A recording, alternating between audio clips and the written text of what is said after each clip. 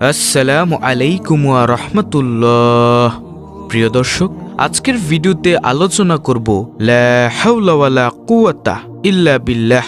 কোন সময় কতবার পড়লে মনের আশা পূরণ হবে, বিপদ মুসিবত থেকে মুক্তি পাবেন, দুশ্চিন্তা পেরেশানি দূর হবে, গুনাহ খাতা মাফ হবে এবং জান্নাতের গুপ্তধন ভাণ্ডারের মালিক হওয়া যাবে। সেই সাথে জানাবো কখন কিভাবে লা হাওলা ওয়ালা কুওয়াতা ইল্লা বিল্লাহ পড়লে দোয়া কবুল হয়। দর্শক, যারা অভাবে আছেন, বিপদ মুসিবতে আছেন, দুশ্চিন্তা পেরেশানিতে আছেন, যাদের মনের আশা আকাঙ্ক্ষা জান্নাতের ধনভাণ্ডার লাভ করা, তাদের জন্য আজকের এই ভিডিওটি। সুতরাং আমি আশা করব যারা আমলকে ভালোবাসে, আমলের নিয়তে ভিডিওটি না টেনে সম্পূর্ণ দেখবেন এবং উপকারী মনে হলে অন্য মুসলিম ভাইদের কাছে শেয়ার করে দিবেন ভিডিওটি, যেন তারাও ভিডিওটি দেখে শিখতে পারে এবং আমল করতে পারে। দর্শক, লা হাওলা ওয়ালা কুওয়াতা ইল্লা বিল্লাহ এটি হচ্ছে একটি গুরুত্বপূর্ণ জিকির। লা হাওলা ওয়ালা কুওয়াতা ইল্লা বিল্লাহ এর ফজিলত সম্পর্কে আলোচনা করার আগে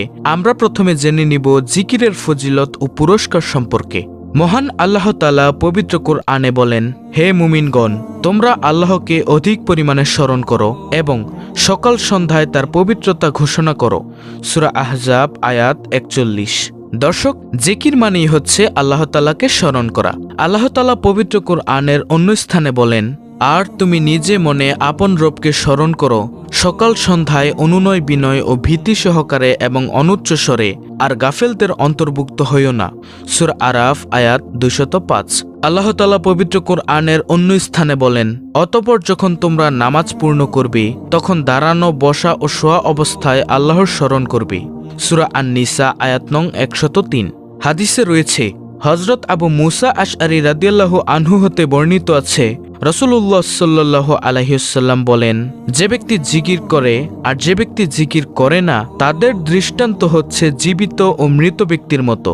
সহিহ বুখারী হাদিস নং 6407। দর্শক, জিকির এতই সহজ একটি ইবাদত যার জন্য কোনো নির্দিষ্ট দিন বা সময় নেই। আপনি ইচ্ছা করলে চলতে ফিরতে, উঠতে বসতে, কাজকর্মের ফাঁকে ফাঁকেও এই জিকির করতে পারেন। বিনিময়ে আল্লাহ তাআলা আপনাকে অসংখ্য পুরস্কার দান করবেন। আল্লাহ তাআলা আপনার উপর সন্তুষ্ট হয়ে যাবেন।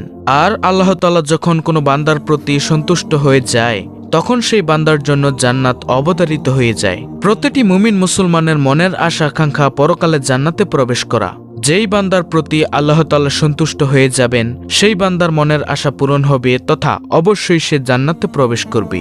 দর্শক, জিকির এমন সহজ ও সংক্ষিপ্ত আমল হওয়ার পরও যদি আমরা আল্লাহ তাআলার জিকির না করি, তবে তা কেবল আল্লাহ তাআলার ব্যাপারে আমাদের উদাসীনতাই পরিচায়ক, যা একজন মুমিনের ক্ষেত্রে কাম্য হতে পারে না। আমরা শত ব্যস্ততার মাঝেও অন্তত জিকিরের মতো সহজ আমল চালিয়ে যেতে পারি। যে কোনো অলস সময়ে, যানজটে বা নির্ঘুম প্রহরে আল্লাহর জিকির অব্যাহত রেখে সময়টিকে মূল্যবান বানাতে পারি। হযরত আবু দারদা রাদিয়াল্লাহু আনহু হতে বর্ণিত আছে, যাদের জিহ্বা আল্লাহ তাআলার জিকিরে তরতাজা থাকবে, তারা হাসতে হাসতে জান্নাতে প্রবেশ করবে। সুবহানাল্লাহ। প্রিয় নবী সাল্লাল্লাহু আলাইহি ওয়াসাল্লাম বলেন, প্রতিটি জিনিসের মরিচা পরিষ্কার করার যন্ত্র আছে তথা মাধ্যম আছে, আর অন্তরের মরিচা পরিষ্কার করার মাধ্যম হলো আল্লাহ তাআলার জিকির। সুবহানাল্লাহ। বাইহাকি শরীফ। প্রিয় দর্শক, আমরা জীবনে চলতে ফিরতে, উঠতে বসতে কতই না গুনাহ করে থাকি। গুনাহে জর্জরিত আমাদেরই জীবন, আর এই গুনাহের কারণে আমাদের অন্তর কালো হয়ে গিয়েছে, আমাদের অন্তরে মরিচা পড়েছে। আর জিকিরের মাধ্যমে সেই মরিচা দূর হয়ে যাবে। সেই জিকিরের মাধ্যমে আল্লাহ তাআলা আমাদের অন্তরকে পরিষ্কার পরিচ্ছন্ন করে দিবেন। দর্শক, আমরা কে না চাই আল্লাহ তাআলার সন্তুষ্টি অর্জন করতে, জান্নাতে প্রবেশ করতে। আমরা সবাই চাই গুনাহ মাফ করতে, জান্নাতের ধনভাণ্ডারের মালিক হতে, অভাব অনটন থেকে মুক্তি পেতে, দুশ্চিন্তা পেরেশানি থেকে মুক্তি পেতে। যদি লা হাওলা ওয়ালা কুওয়াতা ইল্লা বিল্লাহ এই বাক্যের জিকিরটি বেশি বেশি পরিমাণে করতে পারেন, তাহলে এই একটি জিকিরের মাধ্যমেই আল্লাহ তাআলা আপনার এই সকল সমস্যার সমাধান করে দিবেন, যদি আপনি একনিষ্ঠভাবে আল্লাহ তাআলাকে ডাকেন, আল্লাহ তাআলার কাছে সাহায্য প্রার্থনা করেন।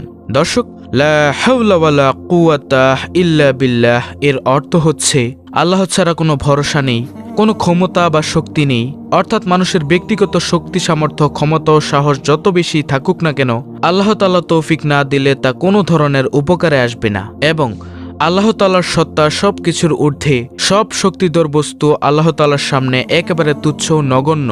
লা হাওলা ওয়ালা কুওয়াতা ইল্লা বিল্লাহ গুরুত্বপূর্ণ একটি আমল। এর ফজিলত ও সওয়াব অনেক বেশি। আমলটি করার ব্যাপারে হাদিসে অনেক বর্ণনা রয়েছে। দর্শক, লা হাওলা ওয়ালা কুওয়াতা ইল্লা বিল্লাহ কখন পড়তে হয়? যখন মানুষ নিজস্ব ক্ষমতার বাইরে কোনো পরিস্থিতি ও কোনো কাজের মুখোমুখি হয় যা সম্পাদন করা তার পক্ষে কষ্টদায়ক হয়ে পড়ে, তখন এই বাক্যটি পড়তে হয়। এছাড়াও শয়তানের কোনো প্রতারণা ও আক্রমণ থেকে বাঁচার জন্য এই দোয়াটি পড়া হয়, অর্থাৎ লা হাওলা ওয়ালা কুওয়াতা ইল্লা বিল্লাহ।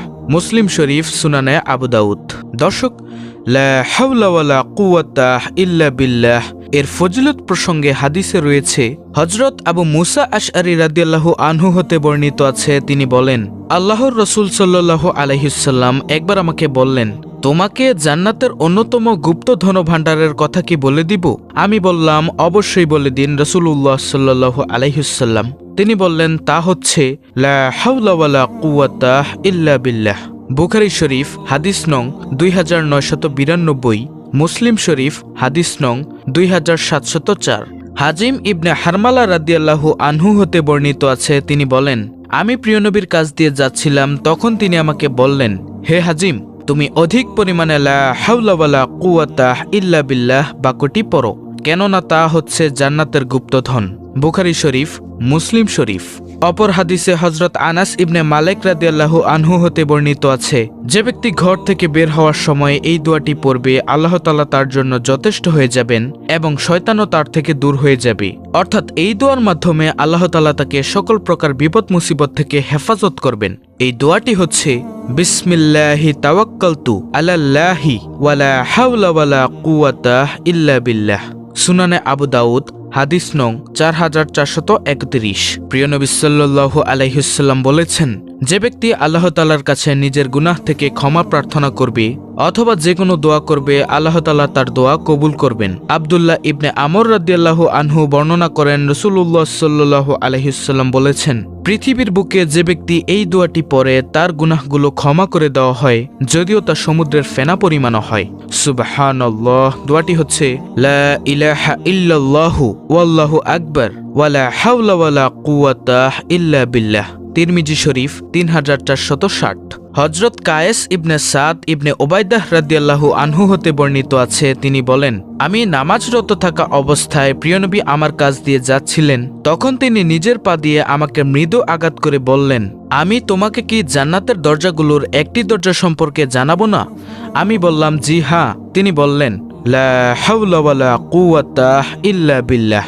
প্রিয় দর্শক, এই হাদিসগুলো শোনার পর আপনারা বুঝতেই পারছেন লা হাওলা ওয়ালা কুওয়াতা ইল্লা বিল্লাহ কত পাওয়ারফুল একটি আমল। আল্লাহ তাআলা আমাদের সকল মুসলিম উম্মাহকে এই আমলটি করার মাধ্যমে মনের সকল